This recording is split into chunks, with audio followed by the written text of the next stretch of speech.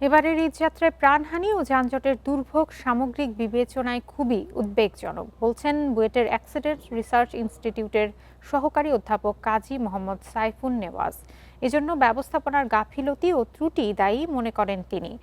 একই রকম মত রোড সেফটি ফাউন্ডেশনের vice chairman Abdullah M Ferdous খানের। সংকট উত্তরণে দীর্ঘমেয়াদী টেকসই উদ্যোগের পরামর্শ তাদের। এবার ঈদযাত্রায় রাজধানীর সদরঘাটে দুই লঞ্চের মাঝখানে পড়ে নিহত হন দুইজন। দুর্ঘটনার সেই ভিডিও সামাজিক যোগাযোগ মাধ্যমে ছড়িয়ে পড়লে দেশবাসীকে প্রবলভাবে নাড়া দেয়। ঈদের দিনই জামালপুরে ভাসমান সেতু ভেঙে ব্রহ্মপুত্রে পড়ে মারা যায় 5 শিশু। কুমিল্লায় ট্রেন বাস সংঘর্ষ সহ বিভিন্ন জেলায় সড়ক দুর্ঘটনায় হতাহতের সংখ্যা বেড়েই চলেছে। ঈদের 2 দিনেই মোটরসাইকেল দুর্ঘটনায় আহত হয়ে রাজধানীর পঙ্গু হাসপাতালে চিকিৎসা নিতে আসেন অন্তত 250 জন। রোড সেফটি ফাউন্ডেশনের vice chairman Abdullah M Ferdous Khan মনে করেন, অনিরাপদ অবস্থা, অনিরাপদ কাজ ও অনিরাপদ আচরণ এসব দুর্ঘটনার অন্যতম প্রধান কারণ। Management failure one of the major causes of accident. এই যে মানুষগুলো সেখানে পিষ্ট হলো, মারা গেল, এটা তো খুবই দুঃখজনক। এটা খুব কঠিন কিছু না এই জাতীয় প্রবলেম সলভ করা। পার্মানেন্ট সলিউশন দরকার। আমরা কোনো শর্ট টার্ম সলিউশন করে কোনো লাভ হচ্ছে না। প্রতি বছর দুর্ঘটনা ঘটেই চলেছে।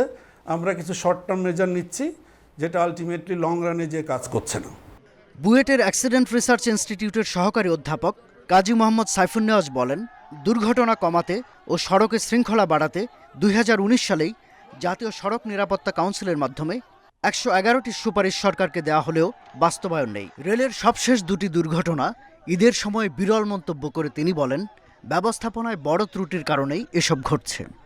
ঈদের সময় যেখানে আমার রক্ষণাবেক্ষণটা করে ফেলা আগেই, ঈদের সময় যেখানে মনিটরিংটা খুব ভালো থাকে, সেই জায়গাতে গেটম্যান থাকবে না, বা সেই জায়গাতে আমার ওই যে ট্র্যাকের সমস্যার কারণে ট্রেন পড়ে যাবে, এগুলো আসলে মানে মেনে নেওয়া সম্ভব না। কারণ এগুলোতে যদি দুর্বলতা থাকে, তার মানে আমাদের সিস্টেমে আরও কত আসলে গাফিলতি রয়ে গিয়েছে। নিয়ন্ত্রণটাও আসলে এবার আমরা শক্তভাবে করতে পারিনি।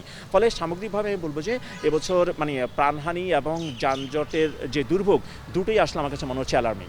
যোগাযোগ বিশেষজ্ঞরা বলছেন, পরিবহন খাতে বিনিয়োগের বেশিরভাগই সড়ক কেন্দ্রিক হওয়ায় রেলের আধুনিকায়ন ও নৌপথের উন্নয়নে তেমন কাজ হয় না। শাহাদাত স্বপন, ইন্ডিপেন্ডেন্ট নিউজ, ঢাকা।